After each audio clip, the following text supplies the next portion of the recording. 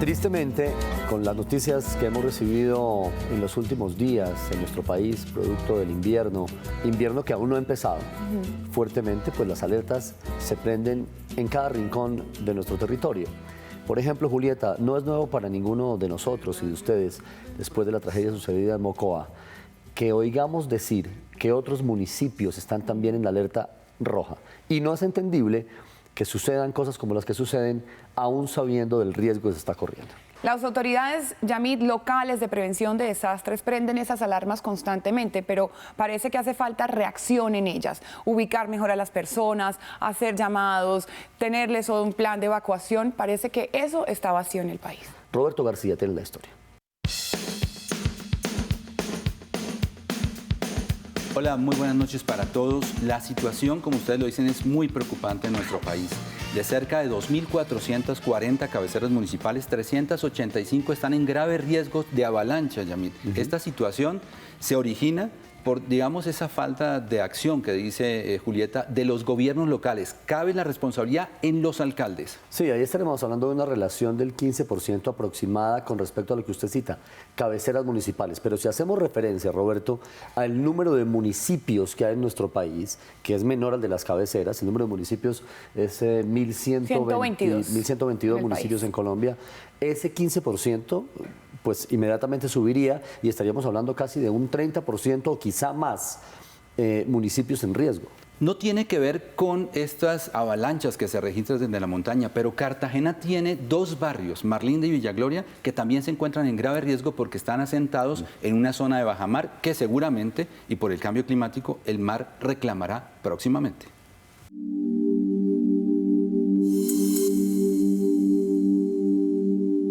La rápida llegada de las aguas y las piedras tomó por sorpresa a los habitantes de Mocoa.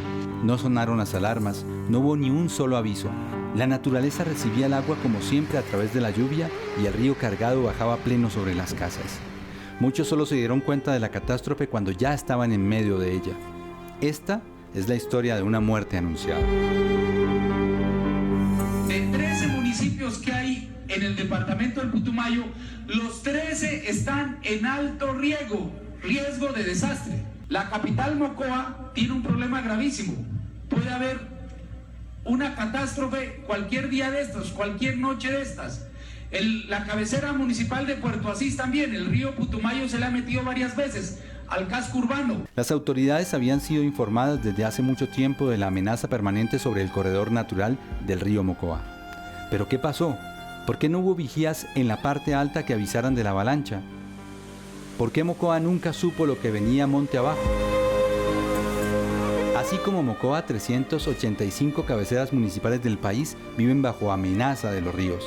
385 poblaciones que ya deberían tener un sistema de alarma para, por lo menos, lograr la evacuación ante el inminente peligro. Los vigilantes tienen que ser la misma gente que habita en las cuencas altas.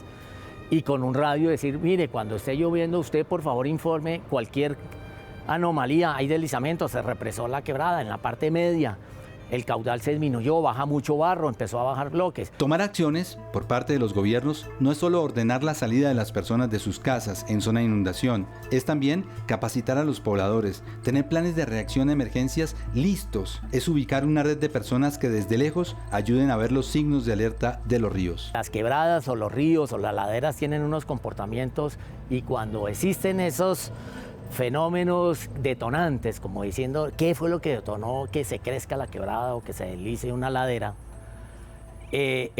hay indicadores que le están diciendo algo está pasando anómalo. Una vez conocido el riesgo, las autoridades debieron iniciar el desalojo en Mocoa y la reubicación de la gente. ¿Pero por qué no se hizo?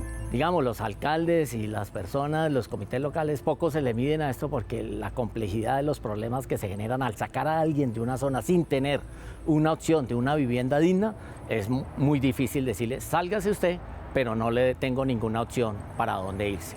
Reubicar significa sacar a una serie de familias de un entorno donde ya hay lazos sociales, donde ya hay cadenas productivas, donde ya hay digamos, una serie de circuitos de convivencia que es complicado romper con la reubicación. Entonces, Eso sumado a los costos que significa ofrecer vivienda, servicios públicos, programas productivos, pues significan para las autoridades todo un reto. Pero ¿cómo hacer seguimiento a las condiciones climáticas tan variables que se viven con el cambio climático? El manejo de información tan local como el de una quebrada, de una población, ya necesita que cada una de esas poblaciones asuma un sistema de monitoreo que puede darse sin satélites. ¿Y cómo reubicar a los pobladores de zonas de riesgo? Ciudades como Bogotá lo han hecho con base en la planeación y el ordenamiento territorial. Tenemos que hacer una evaluación muy rápida y muy eficaz y muy bien hecha de los riesgos sobre ese sitio.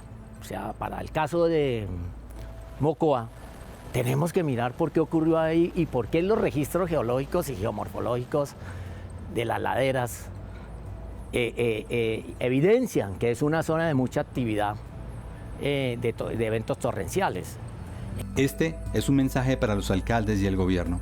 Los riesgos se conocen. No dejemos que Colombia vuelva a vivir una tragedia similar. Actuemos.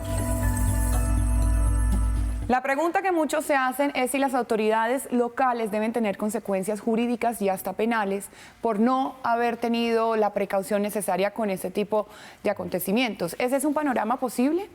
Totalmente. Las autoridades locales, los gobiernos locales, los alcaldes locales deben actuar de inmediato cuando conocen de estos temas y hacer planes, reubicar a la gente. Lo que pasa es que muchos municipios no tienen las entradas suficientes para reubicar a las personas y la gente continúa llegando.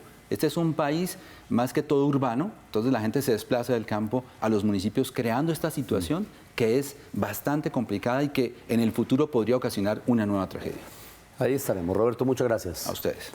Narración visual de lo acontecido antes y después en Mocoa, con el dolor profundo y el respeto además máximo hacia todas las víctimas, hacia las personas que perdieron todo y que perdieron además sus seres queridos, antes y después en Mocoa.